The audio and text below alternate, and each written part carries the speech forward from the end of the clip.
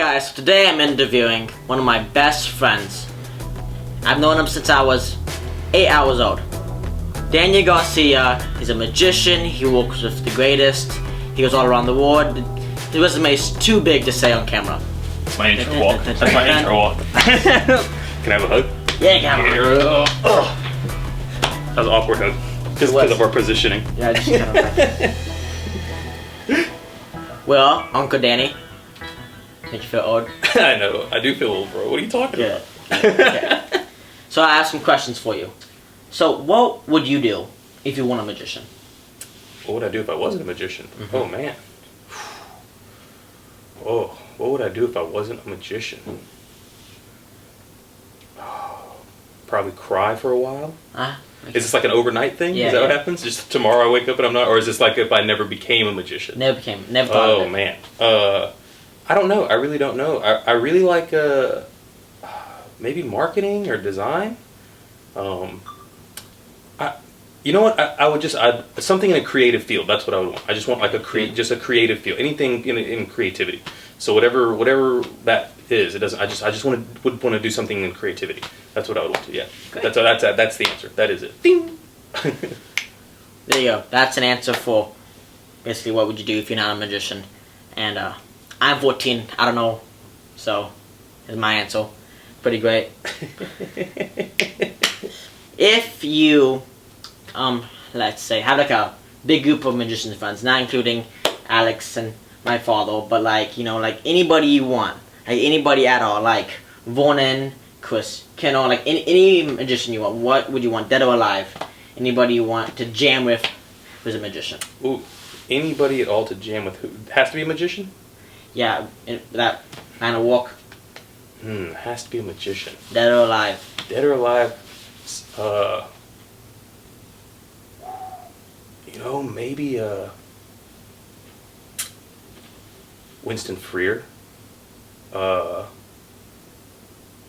Man, this is a hard question. I don't know if that's my answer or not. This is a really hard question. Yeah. Any magician, dead or alive, that I could jam with.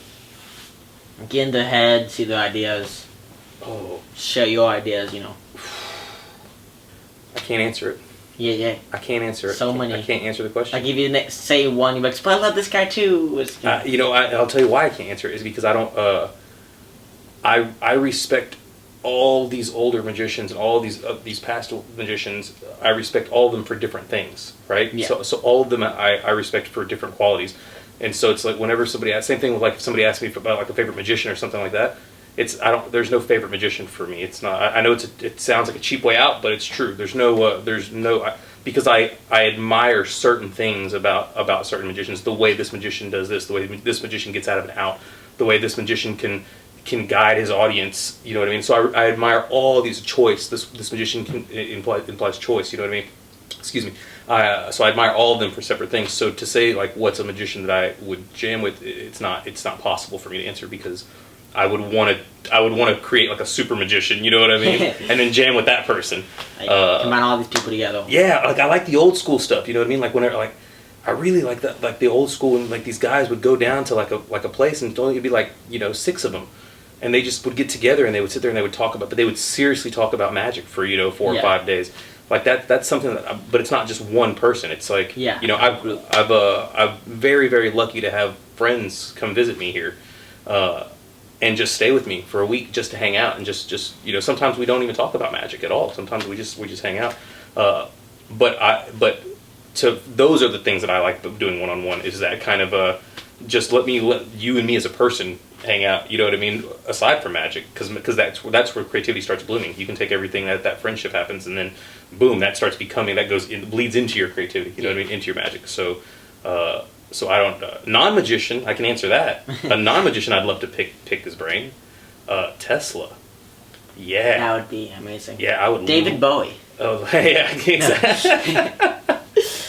That was good. He's funny. That's the only reason people like me. What would be your favorite effect that you don't perform, that you like seeing it to be performed? Like you don't perform it. That I enjoy watching? My favorite effect that I don't perform that I enjoy watching. Oh, man. You have really you got did you have like a question test? Is that what you did? You have like a question test to pick the hardest questions in the world? Is that what this was? I did not do that. No. Do these all come out of fortune cookies? What did you do? That'd been a better idea than what I did, but yeah. Man, that's a good. Okay, one effect that I really like to watch that I don't perform, that I don't. I enjoy watching theater illusions that don't feel like theater illusions. So I'm going completely away from close-up magic. I get what you're saying. But I enjoy seeing that. I enjoy watching that. But mainly, I enjoy watching anything magical that's not magic though. That's more of that's anything that I really enjoy watching. But as far as magic, I would go with some sort of illusion that does like Copperfield's One, right? Yeah. Like that illusion is so beautiful, right? It's so stripped down that when it happens, it feels like what an illusion should look like. It feels like it's just one piece of steel. That's all it is. Four dudes holding up one piece of steel. You know what I mean? Yeah. There's not even a pillars. Like it's just a piece of metal that four guys are holding, so that you can see there's nothing in it. That like those kind of illusions like that I enjoy watching a lot because it feels like to me it feels like what it should feel like as opposed to big boxes and let me put you which is I'm not saying I don't respect that. I'm just saying that to me, I think that we're evolving to where people's brains are going to start going, more of like, well, they're in a box, Yeah. they're twisted or hiding some way, and so anything that's not like that, these illusions that are starting to take, make things really, really awesome. That's what I really enjoy. Yeah, that's good, and I don't do that. That's good. I would look silly if I did those illusions and get up there and start dancing. Right? Well, I know you have performed many places, Mm-hmm. and places I've never been to, like ever. So I want to know. What is the weirdest place you performed? The weirdest place The weirdest place. Like something just crazy happened. Oh. Like it was so odd. People were odd. The building was odd. It was just like everything was just didn't feel right at all. It didn't feel right. It was the weirdest place. A weird place that I performed. Man, I know what my answer is actually, and I swear this is not. I'm not saying this because of the situation, but your father handed me a gig a long time ago, which I was very thankful for, by the way. Very nice when somebody hands you a gig. And it was at an old folks' home. And I was young, so I was uncomfortable in the old folks' home. But it's really funny because that is my honest answer. That's the one that felt the strangest to me. I just kind of felt out of sorts. I didn't feel right. That and also actually, no, it wasn't that I didn't feel right. That show I just sucked. That's what it was. It was just a terrible show. Makes sense. Yeah, it was a very, very bad show. I lost a gig because of that show.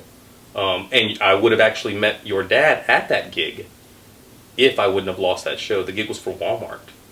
The gig I did was for Walmart, and then but it was a stage show, and I did terrible. I was really bad, and I think I was probably 17 years old, something like that. 18 years old. Nope, I was still in high school, so I was 17.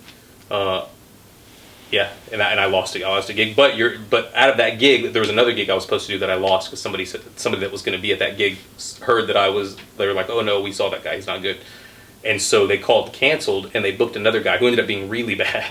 So your father told me, but it was him, Banachek, and it was supposed to be this other guy, but I lost that. But I would have met your dad earlier. I would have met him like 2 years earlier than I actually met him. Yeah, crazy. Well, I have a strange story. Oh, I'd love to. Like I say. So one time I was doing a gig with my father, right? And it wasn't a strange gig at all. Everything was going great. We were just about to start. Right before we started, this old homeless woman walking with her dog, right? She walks right into the middle. Like there's a stage, there's a pathway, and there's a bunch of kids. Right, Discovery Green. There's a bunch of kids right here, and there's a big walkway in the middle. She gets right into the middle, looks at the stage, looks at the audience, and she starts peeing. Oh, whoa. She takes off her pants, doesn't do nothing. She just starts peeing. Whoa. And then she starts walking. And she walks out of the thing. out of the place, right? And that was it. And the parents were like, what? And the kids didn't know what was going on.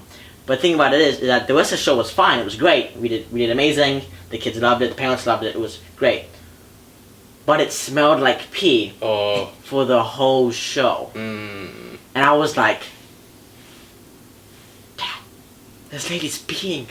These old homeless women just peeing and walking across the whole stage. I was like, wait, what? was she walking and peeing? Yeah. She didn't stop? She didn't stop. She Wow. stopped for a second, saw the pee, and kept walking. You know what you should have done? You should have, as soon as she finished peeing, you should have just looked at the audience and gone, ta-da! Oh, I wish I'd done that now. Wow. That's great. So I'm gonna say that a lot of different people watching and people would think. So say I'm performing one of your tricks, and like on Facebook or Instagram or YouTube or just whatever platform, and it goes like viral. People love it. Now, what would be like the best way to respect you because it's your trick? Would it be like to ask your permission? Would it be to show you in the video? Would it be to like what would be kind of your best way to get your respect from your trick? I mean, I if I release an effect, I release an effect. I mean, it's something that I've given, that I've wanted to give, that I want people to do. And so I don't expect somebody to be like, this is Danny Garcia's this. You know what I mean? I don't expect that. I would, to me, it's the same as if I was doing restaurant magic, back when I was doing restaurant magic, if I didn't really do that many other people's effects, but there was certainly some effects of other people. Yeah. I mean, especially when I started out, obviously. But I never approached the table and was just like, I'd do a trick and be like, well, did you like that? Well, that's Di Vernon's ambitious card. You know what I mean? Like, I would never do that. It's not just it's silly. So I wouldn't expect that. But when it happens, like it's very flattering, that happens. And when they mention it, like in the little comment, or not the comment section, but the little info section or whatever, I'm so bad with technology, Jesus. On YouTube, whenever if they put that, effect by such and such, it's very flattering to me. That to me, that's probably I think that's probably the best solution for somebody that wants to give credit, if they're going to do one of my things, is just to place it in the thing. I mean, I don't expect them to, if somebody did Torn, you know what I mean? Yeah. And it went viral, then then it went viral, and good for them. Like that's awesome. Like that means they did something right. You know what I mean? And I respect that it's flattering that they chose my effect to do that. I have one more question on the similar topic. What if someone performed the trick and went viral, and they said it was theirs, and then they got on TV and they said that they were theirs, they made it up, and then you would say something that it was yours, or someone said that no, this guy did it first, and he'll say this guy's a hack, and he'll say you're a liar, or you didn't do this, and it'll be a whole big thing. Oh yeah. What if someone did that? Like, what would your feelings be on it? That's definitely. Thankfully there's proof. So and that's one thing about documenting everything now. You know what I mean? I'm not saying independent creation doesn't happen. It definitely happens. Yeah. I mean, I've watched it happen. But I mean, if somebody's intentionally doing that, then they're a piece of doo doo. I was going to say something else, but you're young, and this is a young show. Yeah. But it's terrible. It's not man, if you don't, it's bad. That's just terrible, man. It really is. I have no respect for it. I have no respect for it. I mean, it's one of those things. It's just not, and the people that do it so often, and it's very transparent that they do it. You know what I mean? Yeah. But you know what? I think that people can tell. I think that the general public and just smart people can tell. They're just like, look, it's very obvious what's going on here. But I try to just don't focus on that. You know what I mean? My mentality now, honestly, is when somebody does, because it does happen to me a lot, a lot. And so my mentality now is if they need it that bad, you know what I mean? If that person really needs it that bad that they had to steal it from me instead of asking, maybe what if they just asked me? That's all. What if what if that hey, this is something that I really, really like, and it's a version of this, or or if they did independently create it and they were just scared to ask, just ask. That's it. I mean, it's not, who knows? Maybe I'm going to say yes. Maybe I'm going to say I don't care. There's a lot of stuff out there that people have done that have asked me, and have just been like, this is a version of this, and I'm just like, go for it, man. Do it. Just give me a credit. That's all I want is just give me a credit that I inspired this. That's it, because it's not, this is a little deep for this, but I think that if you can inspire, like that's you know, that's inspiration. If you inspired that person, even though they're going about it the wrong way, if I still inspired somebody, I mean, I'm still flattered on some level. You know what I mean? I did something right that influenced them. You know what I mean? They'll eventually learn. You know, they'll change. Yeah. Thanks. That's actually. Yeah, I was expecting something like that. It was better than I was expecting. So, yeah. It was. Yeah. So thank you for answering my questions with really great answers, I gotta say. But no worries, man. Yeah, it's always fun shooting videos with friends. Yeah, I agree. I completely agree. I'm proud of you, kiddo. I am. I'm very proud of you. I got a question for you. What? How do you like doing this? Okay, so I started it as a comedy magic thing. I thought comedy magic are things I love most, and we can combine them together. Father was like, "Yeah, let's do it." We started doing a comedy thing, and it was just for fun. And then I started doing it more and more. Started loving it. I'm always thinking about it, and it's really great to be doing it and being bumper subscribers. And thank you, by the way, for people who have subscribed, because it's been going a lot more than I thought it would. Do you find yourself? Do you write like notes down? Like, do you have like a notepad? Do you write down like notes whenever you think of like something? Because you're very funny. You're very quick. Yeah, I have my phone. I write a lot of stuff on my phone. Uh-huh. I have my cousin, and my cousin John. Shout out to John. He's What up, John? He's great with jokes, and he's just like, hey, you're doing this video. If someone says this, like at any scenario, say this back. It's really funny because he's great. He's great at thinking of jokes, good at writing jokes, and I think he's amazing. It just blows me away what he can do, and he helped me a lot with that, and I'm really grateful that he did that. That's super awesome. That's super awesome, man. Yeah, and thank you for asking me questions. I didn't know I was gonna get asked questions. So, shocker. Well, thank you guys for watching this video. Don't forget to like and subscribe down below and hit the notification bell to join the notification squad. Trust me, it's going to be great. Thank you, Daniel Garcia, for being with us. Thank you. Daniel Garcia, go check him out. He does many different things. He does stuff with Scam School, and he's a great magician and a great overall guy.